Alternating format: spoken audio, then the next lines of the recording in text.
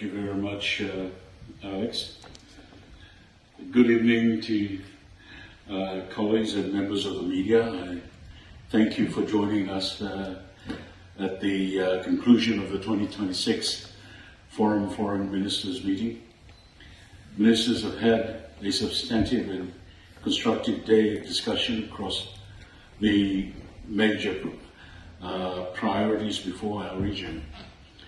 Importantly, today's celebration reaffirmed the enduring foundations of Pacific regionalism, regional solidarity, unity, consensus, and collective ownership.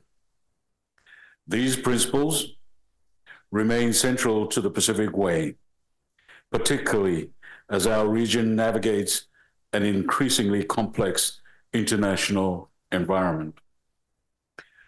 Ministers have progressed a significant body of work for the consideration of forum leaders at their meeting in Palau. May I now invite the forum chairman to outline the key outcomes of today's important discussions. Honourable Chair. Thank you, Secretary General, and good evening to you all. As the Secretary General has mentioned, today's meeting was grounded firmly in the importance of regional solidarity and unity.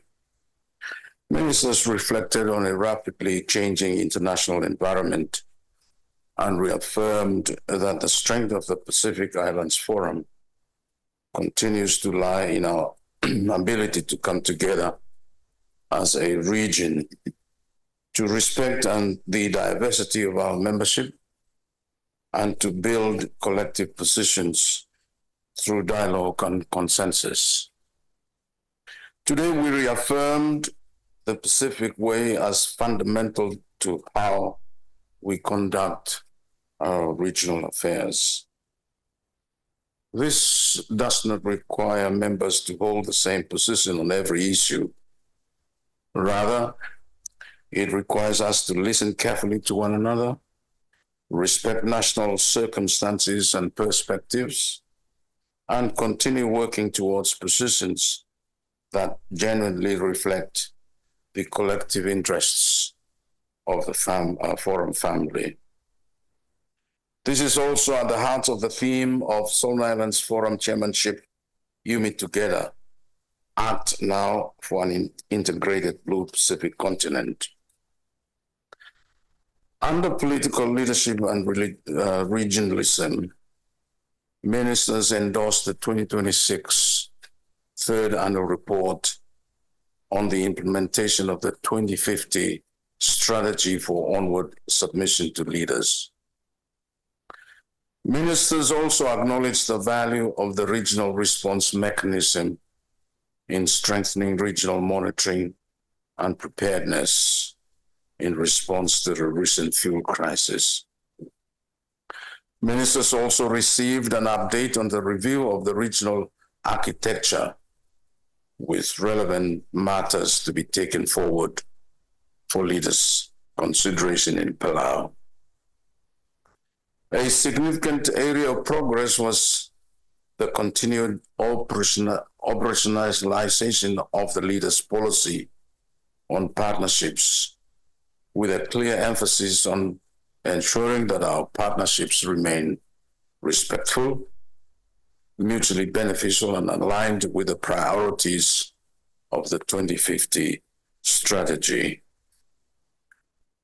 On peace and security, ministers recognized the need for greater coherence across our regional security architecture, supported by flexible and responsive mechanisms. Ministers also reflected on our shared commitment to protecting the Blue Pacific Ocean of peace, reaffirming the importance of peace, security, and stability, and of addressing such matters through established forum processes and consensus. We endorsed the Regional Peace and Security Action Plan 2026-2030 and progress work on regional security governance, transnational crime, humanitarian response, and stronger regional coordination while respecting national circumstances and sovereignty. On people-centered development, ministers endorsed the refreshed Pacific Framework for the Rights of Persons with Disabilities for Leaders' Consideration and held a broader discussion on social inclusion, including gender equality, women's political leadership, health, education, and early childhood development. On our ocean, ministers endorsed the 2026 Pacific Islands Forum Leaders Ocean Statement and advanced important work on fisheries and ocean governance. Ministers also recommended the Waqa Regional Pacific Fisheries Strategy 2026-2035 to leaders for endorsement, reaffirming the importance of fisheries and aquaculture to our food security, economies, and livelihoods. We also welcomed progress by members in securing maritime boundaries, an important contribution to safeguarding Pacific sovereignty, rights, and resources in the face of sea level rise. On economic development, ministers reaffirmed that deeper regional integration is essential as Pacific economies respond to external shocks and on increasingly constrained development finance environment. We reaffirmed the Pacific Roadmap for Economic Development and the importance of translating the multidimensional vulnerability index into practical improvements in access to finance. We also welcomed the significant progress on the Pacific Resilience Facility. With the agreement now in force, our focus is on operationalization and capitalization. Climate change and disasters. This connects directly to COP31. Ministers recognized the Pacific pre-COP and leaders' engagement in Fiji and Tuvalu as an important opportunity to build international momentum around Pacific priorities, including capitalization of the PRF, access to climate finance, renewable energy, the ocean climate nexus, and keeping 1.5 degrees within reach. Members also committed to political advocacy to ensure high levels of attendance and a successful Pacific pre-COP and leaders' engagement. On technology and connectivity, ministers supported the Pacific digital and artificial intelligence technology principles for leaders' consideration, recognizing the importance of ensuring that the growth of the digital economy is guided by Pacific priorities and values. Taken together, these outcomes demonstrate a region moving increasingly from vision to implementation. Our attention now turns to the 55th Pacific Islands Forum Leaders Meeting in Palau, where leaders will consider the substantial program of work. We look forward to Palau in the same spirit that has guided us today. Our solidarity must be matched by action, and our Blue Pacific is strongest when we advance together. Thank you very much.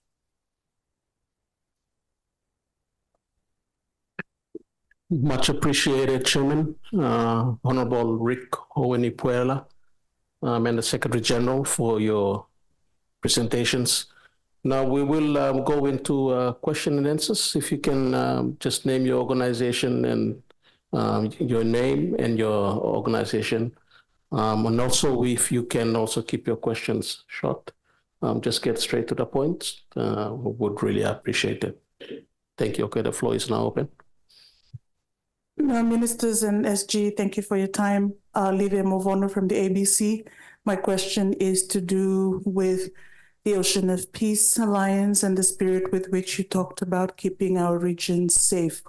On that note, I note the absence of a statement from this forum towards China's ballistic missile testing conducted into the Pacific in recent weeks.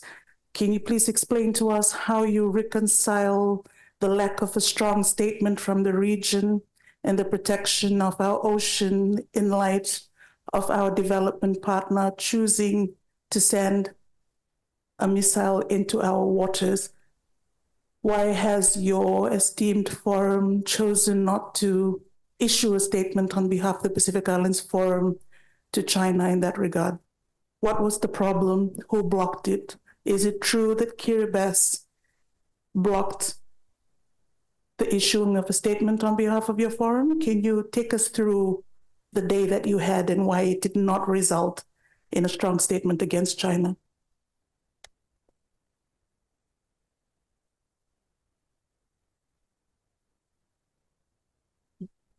Sorry, I should add, is it true that Kiribati and Nauru, so maybe SG, you can weigh in on any insights you might have in terms of the government of Nauru and Kiribati? Thank you.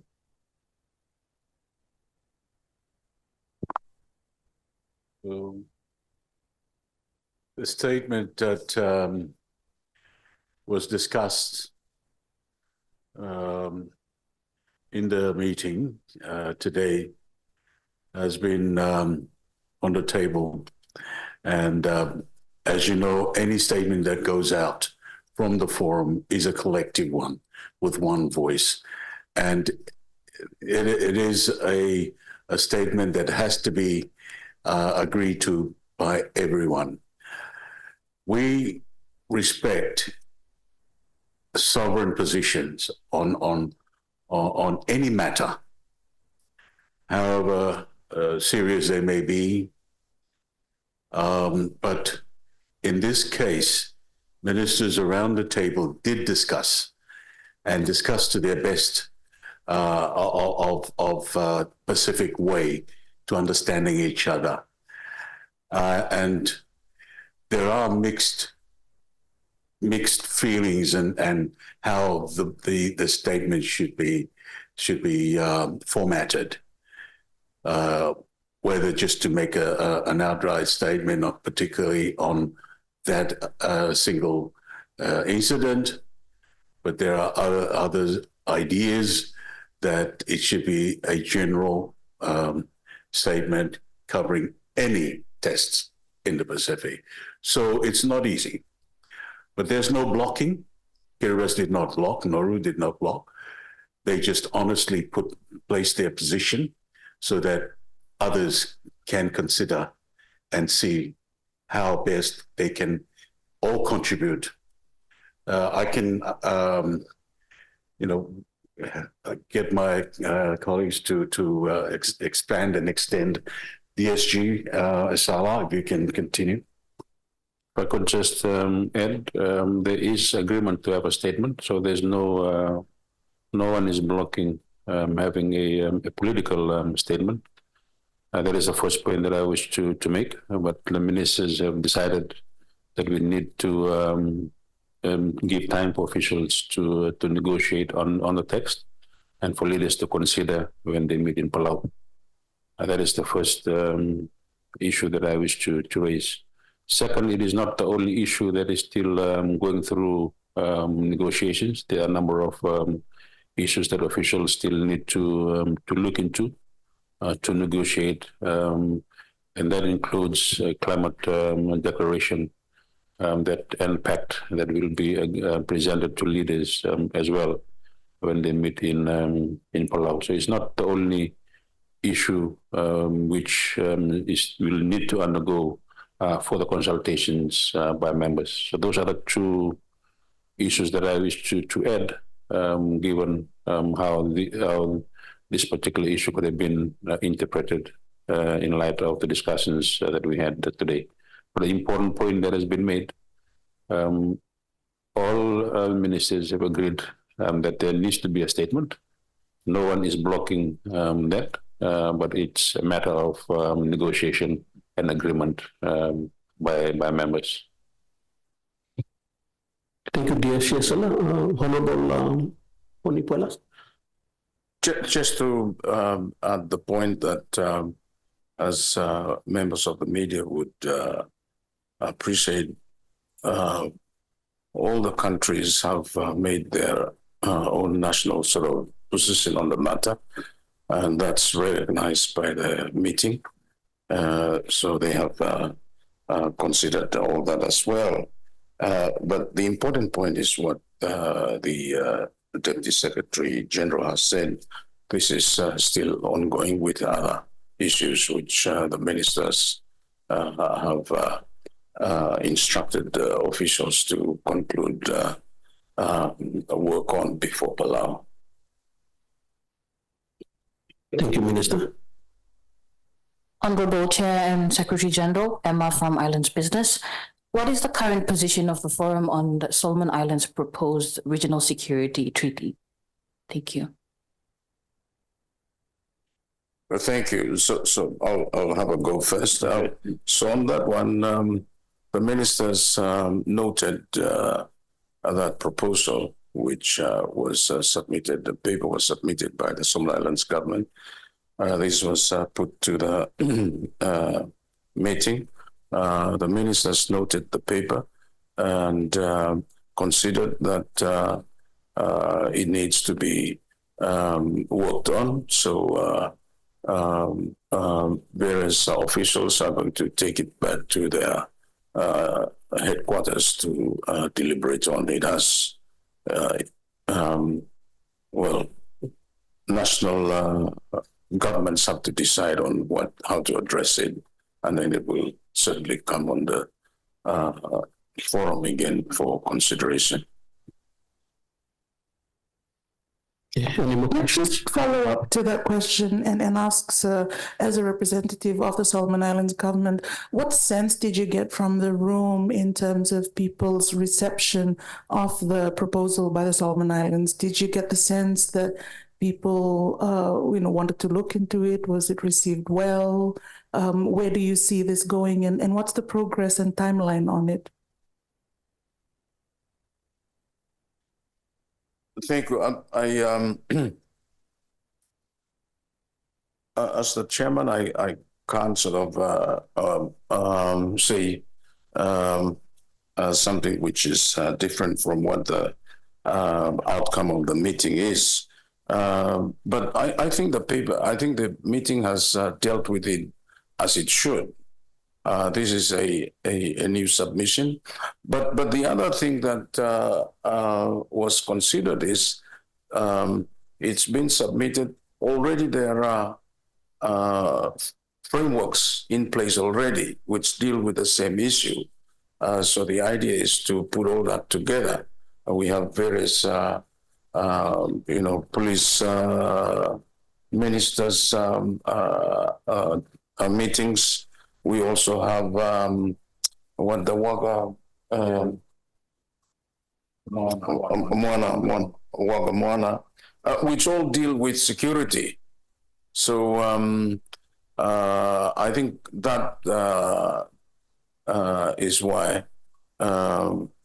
ministers want to take it back to headquarters, their own headquarters, to deliberate on it and understand how it could be put together. Maybe the Secretary General might like to add. Yes, the security treaty presented by Solomon was well discussed. It was the decision is to keep working on it, and because it's as Chairman said, they overlap with other declarations and other implementation plans and activities that are centered around the security work and initiatives that are currently underway. So there has to be more work and to making sure that everyone is comfortable with it. And of course, once you accept it to be discussed, then it's a go, but it'll take time.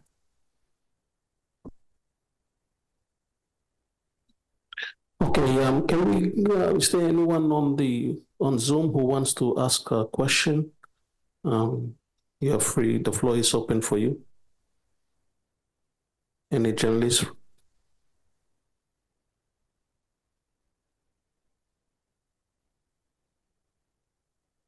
All right, we'll come back to okay. Hi, Waqa. My name is Jake Wise. I'm a reporter with the Fiji Times. Talking about the discussion around China, right, and its presence in the Pacific. I understand from what was being discussed about how consensus, right, was a challenge around the discussion. I'm curious to know what other issues, in today's meeting proved the most challenging for the ministers to agree on.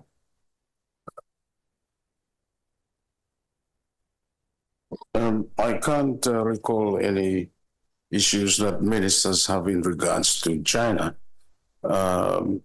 except that China is recognized as a very, very important development partner for the region, both at a bilateral and multilateral level. In fact, China is in what's the group one? So China continues to be a forum. Thank you. Please. Yes. No. Specific discussions on China wasn't an issue for discussion. It was only the intercontinental ballistic missile test that was discussed at quite some length. But as alluded to by the chairman, China is a significant partner for the region, and specifically on a bilateral basis with individual members of the Forum family. No, we did not argue too much on other issues as well. As you know, there will always be country position, domestic positions, or sovereign positions on all issues, and that is why you sit ministers around the table. And don't forget that the meeting started early in the week with the foreign officials committee, who have to go through each and every item of the agenda and filter those, and making sure that they are massaged to the point where ministers can how would I put it now? Put it into bite size where they can be deliberated on, like today. But of course, the issues, there are many. We have issues from the women's meeting, ICT, AI, and there are presentations that were given. But if you're asking about, there's conflicting debates, but those are normal. But they're all adding on to to informing the greater forum ministers' understanding of the issue. And in the end, it's all consensus. I have a, oh, sorry. Yeah, please, can you identify yourself, please? Sorry, I just didn't want to talk over someone else. I'm Charlotte Graham-McClay from Associated Press, and I just wanted to follow up on the last question. Can you talk a little bit about, please, what was difficult or a sticking point about putting out a statement about a country that is not in the South Pacific firing a ballistic missile in the Pacific? What about that? Are you able to elaborate at all on what parts of putting out a statement condemning that was controversial or that still needs to be negotiated? Thanks very much. Thank you. That's a good question. As I was saying earlier and alluding to, that we place, every minister will place their arguments or their position forth to be discussed. It's not an easy task, because different countries have different way of looking at this. And what's clear, as alluded to earlier by the chairman and DSG, is that the issue regarding a statement, everyone wants a statement out. But what form should that be, where everyone is on board and agreed? Because here at the forum, the decisions are made by consensus. So we all have to agree. Even just one dissenting voice, then that decision is not, it cannot be taken. It has to be shelved. If they so desire, they can revisit it again next time, or just not approve. But there's no voting, so I mean, every point that's made by individual member countries is respected. So no, and one other thing too that I maybe we should understand here. A lot of the forum member countries have already put out strong statements themselves. So what we're trying to do here is a combined voice, and that is very, very difficult. SG, if I can follow up on that, you mentioned that the decisions taken at the forum are taken by consensus. Is that not itself a risky mechanism? So it takes one country, hypothetically influenced maybe by their own individual countries' national preferences and policies, thereby hijacking the position of the organization that's meant to represent the entire region? Because that missile didn't go only to one country's EEZ, it went over the region, multiple countries. So how do you explain to the people of the Pacific the lack of a position, or the lack of a strong position on the part of this forum? Thank you for the question. Listen, I think there's two parts to your question. The first one, consensus means every voice matters. The softest voice, the most very vulnerable voice, with vulnerable position, and those who don't even say anything. The amazing thing with the Pacific way of decision making based on consensus is everyone is heard.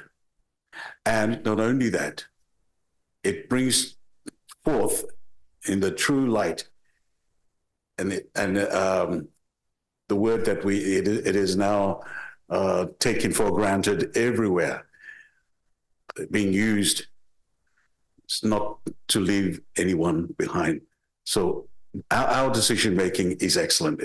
There's no hijacking. There's no, as I said earlier, if one voice, dissenting voice, does not move forward, it can be shelved, can come back to it, or in years' time, it doesn't work this time.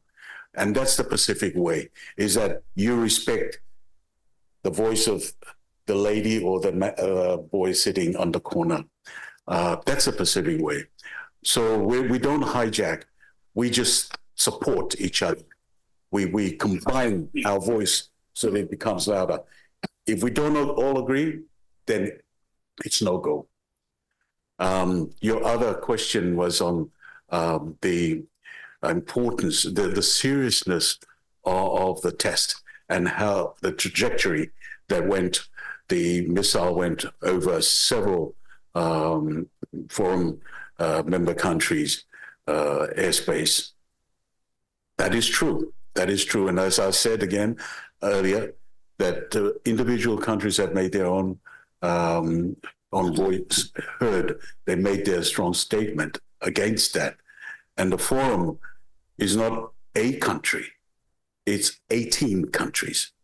That the strength of our voice, the louder we speak, we must include all of them.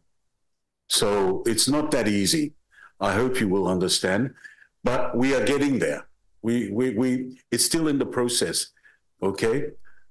That we continue to look at how best we can present that Pacific voice. Thank you, Secretary General. We're going to have two more questions. My TV. Bolivinaka SG, I'm Lucy from my TV. Given previous disputes over dialogue partners in Taiwan's status at forum meetings, what was decided today, or was there any discussion regarding partner nation attendance for the Palau Summit? Thank you for the question. Taiwan is a very important development partner. Okay, it's not a dialogue partner. However, it engages with members of our forum family, and they have their own meetings. So on the side of the forum meeting proper. So those will continue. Meetings with Taiwan and its allies within the region. So those are parts of the forum. That's how we organize these engagements. They don't fall within the formal part of the program, but yes, it happens every year. Thank you, Secretary General. I'll now get one more question. Is there anyone online who would like to ask a question?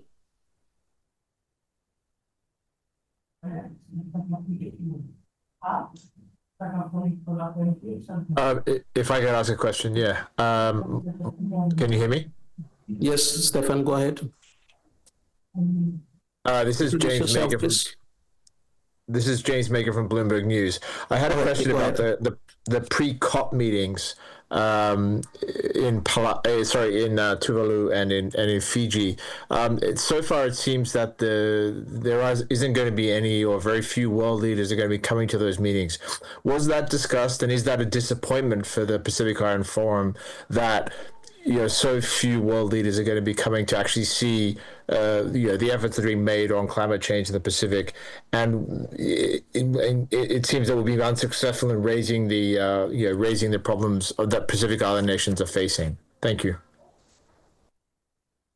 If I could respond to your question. I believe it's a bit too early to say that. Very little confirmation on there's no that leaders will not be becoming those, at least those that are invited. In the discussions that we had this week, there is an acknowledgement that foreign ministers will be engaged in advocacy efforts, given the importance of the pre-COP arrangements and ensuring that those that are invited are here and represented in our pre-COP meetings. Obviously, there are efforts not only by Australia, Tuvalu, and Fiji to reach out to those that are invited, but there's also recognition that everyone, all the ministers, can be engaged in these efforts, and that also includes the Troika leaders. So there is still time for the region to ensure that those are invited, or those leaders that will want to be in the Pacific will be here. But we will be able to get a confirmation closer to the dates. So there is still time, and we are resolute in our efforts to ensure that we have a successful pre-COP. Thank you, DSG Esala. Your Excellencies, I seek your indulgence. I've just been advised that there's a Solomon Islands journalist with one last question from Tavoli News. Tavoli News, please go ahead. Thank you so much. Just with regards to COP again, just COP approaching, what are some of the diplomatic priorities will the Pacific foreign ministers be advancing to ensure that the region's climate concerns and priorities are reflected in the international negotiations? And the second one is, just last year, the last forum, our government doesn't open up for the partners to be part of the forum. But for the Palau one, what are we expecting? Are we going to go back to the business as usual, or what are we expecting from this is Pacific Islands Forum? By the way, Jeremy from Tavoli News, thank you so much.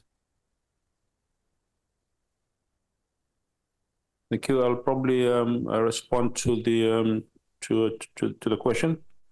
I think the priorities for the region has been set. There are 4 key priorities that will guide the work and the efforts for us going into pre-COP and also to COP. And part of it, standing agenda for the COP processes. So whether it is on the protection or the advancement of our position in relation to the 1.5 degrees Celsius, or whether it is to do with climate finance, adaptation, or the nexus between the oceans and climate, or the importance of advocating or solidifying the Pacific voice within the COP process. Those are the 4 issues or priorities that are informing all our efforts across the region. So whether it is meetings of climate ministers, or whether it's foreign ministers, or whether it's our leaders, these are the 4 priorities that we've set for ourselves. Now, in preparation for pre-COP and COP, there is now intent, based on the discussions that our ministers have had, that there will be declaration on climate change that our leaders will consider in Palau. That will then inform their position going into pre-COP, because pre-COP is a COP process. It's a UN related process. So the declaration will inform the position that we take to the pre-COP, and then from pre-COP, solidifying those positions, working with those partners that are invited, like-minded countries, so that we can then have build coalition on key issues, particularly our priorities that we will then take through a declaration as well to the COP in Turkey. So that is the strategy or the plans that we have based on the discussions that our ministers have had. So we would expect a clear direction from our leaders in terms of regional position going into the COP process. Thank you, DSG Esala. Chairman Houenipwela, just wondered whether you want to respond to the question from Tavoli News. Basically, it was about a forum last year where there were no dialogue partners. And now this year in Palau, is it going to be open to all dialogue partners? That's the question from Tavoli News. Take it, Thomas. So thank you. Excuse my, I wasn't very conversant with what happened last year. But I understand this year it's going to be an open, well, it's already an open invitation to everybody. So that's what's happening. All right, thank you, ladies and gentlemen, members of the press. Totally appreciate your time and patience to attend the press conference this evening. Word of appreciation as well to the Secretary General, Chairman Honorable Houenipwela, and DSG Esala. Appreciate your time as well this evening. Thank you, Ogata. Good night. Have a good weekend.